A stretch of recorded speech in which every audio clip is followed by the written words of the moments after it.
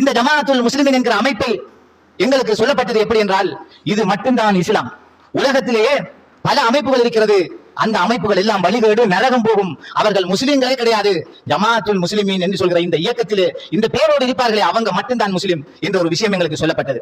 ஆனால் அந்த நம்பிக்கை நாங்களும் இருந்தோம். பிற்பட்ட காலங்களிலே ஜமாஅத்துல் முஸ்லிமீன் என்ற பெயரிலேயே பல பிரிவுகள் உருவாகிவிட்டது. இந்த சமுதாயத்தை விட்டு நாங்கள் விலகி வந்ததற்கு காரணம், இந்த சமுதாயம் பிரிந்திருக்கிறார்கள். தௌஹீது, தப்லீகி, ஜமாத் இஸ்லாமி, காதிரி, ஷாதிரி, நக்ஷபந்தி, தீஜானி, அலவி என்றெல்லாம் பிரிந்திருக்கிறார்கள். பிரிவினை கூடாது, பிரிவினை ஷிர்க். எனவே இதிலிருந்து விடுபட வேண்டும் என்றால் ரசூலுல்லாஹி ஸல்லல்லாஹு அலைஹி வஸல்லம் சொன்னார்கள், தல்ஸம் ஜமாஅத்துல் முஸ்லிமீன வ இமாமஹும் ஃபஅதஸில் தில்கல் ஃபரக குல்லஹா. ஜமாஅத்துல் முஸ்லிமீனையும் இமாமையும் பற்றிப்பிடி, பிரிவுகளை விட்டு ஒதுங்கிவிடு என்று ரசூல் ஸல்லல்லாஹு அலைஹி வஸல்லம் சொல்லி இருக்கிறார்கள். ஹதீஸ் புகாரி முஸ்லிமிலே பதிவாகி இருக்கிறது என்றதும் நாங்களும் அப்படியே சேர்ந்து விட்டோம். ஆனால் என்ன ஆச்சரியம் தெரியுமா, இந்த 20-25 ஆண்டுகளுக்குள் எங்கட ஜமாஅத்துல் முஸ்லிமீன் என்ற பெயரிலேயே 73 பிரிவு உருவாகிவிட்டது. பாகிஸ்தானிலே 30க்கும் அதிகமான ஜமாஅத்துல் முஸ்லிமீன், இந்தியாவிலே 10க்கும் அதிகமான ஜமாஅத்துல் முஸ்லிமீன், இலங்கையிலே அதுவும் ஏத்தாலையிலேயே, அதுவும் கல்பெட்டி வீதி ஏத்தாலை புத்தளம், அந்த அட்ரஸிலேயே 4க்கும் மேற்பட்ட ஜமாஅத்துல் முஸ்லிமீன். அதுல ஆச்சரியம் என்னண்டா, எல்லாரும் உமர் அலி அஸ்ரத்துல மாணவர்கள், கீரை கடைக்கு எதிர்க்கிற மாதிரி ஆளுக்கு ஒரு கடை வச்சுக்க அதே ரோட்ல இருக்க துவங்கிட்டாங்க.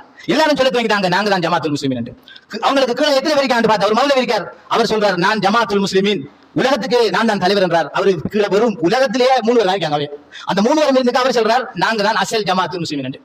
இன்னும் ஒரு மௌலவி சொல்லுகிறார், நாங்க தான் ஹக்கான ஜமாஅத்துல் முஸ்லிமீன். ஆனந்து பார்த்தா அவர் மட்டும்தான் இருக்கார், ஒருவரும் இல்லை. இன்னும் ஒரு ஜமாஅத்துல் முஸ்லிமீன், அவங்க இப்ப எல்லாரும் விலகி இப்போ ஒரு 200-300 பேருக்கு உட்பட்ட ஆட்கள் மட்டும் இருக்காங்க ஜமாஅத்துல் முஸ்லிமீன் என்று சொல்லிக் கொண்டிருக்கிறார்கள். அன்புக்குரிய சகோதரர்களே, இப்படி இந்த ஜமாஅத்துல் முஸ்லிமீன் என்ற அந்த சொல்லுக்கு கருத்து என்ன? முஸ்லிம் சமுதாயம் என்பதுதான் இதனுடைய பொருளாக இருந்து கொண்டிருக்கின்றது. முஸ்லிம் சமூகம் என்பது இதன் பொருள். அப்ப இந்த பேரை வைத்து ஒருவர் தான் சத்திய கூட்டம் என்று தன்னை அடையாளப்படுத்தலாமா என்று பார்த்தால் கிடையாது. உதாரணமாக அல்லாஹ் தஆலா அல் குர்ஆனிலே சொல்கின்றான், அலா இன்ன ஹிஸ்பல்லாஹி ஹுமுல் முஃப்லிஹூன், அறிந்து கொள்ளுங்கள் அல்லாஹ்வினுடைய படை அவர்கள் தான் வெற்றியாளர்கள். இப்போ ஒரு ஆள் வந்து தன்னுடைய ஒரு 2 பேர் 3 பேர் சேர்ந்து ஹிஸ்புல்லாஹ் என்று தங்களுக்கு பேரை வைக்கிறாங்க. பேரை வச்சு போட்டு சொல்றாங்க, நீங்க வெற்றி பெறணும் எங்களை வந்து சேருங்க. ஏன் குர்ஆன்ல இருக்குது அப்படிதான். அல்லாஹ் சொல்றான், அலா இன்ன ஹிஸ்பல்லாஹி ஹுமுல் முஃப்லிஹூன், அறிந்து கொள்ளுங்கள் ஹிஸ்புல்லாஹ் அவர்கள் தான் வெற்றியாளர்கள், வந்து சேருங்க என்று சொன்னால் நாம் எப்படி அதை பார்ப்போம்?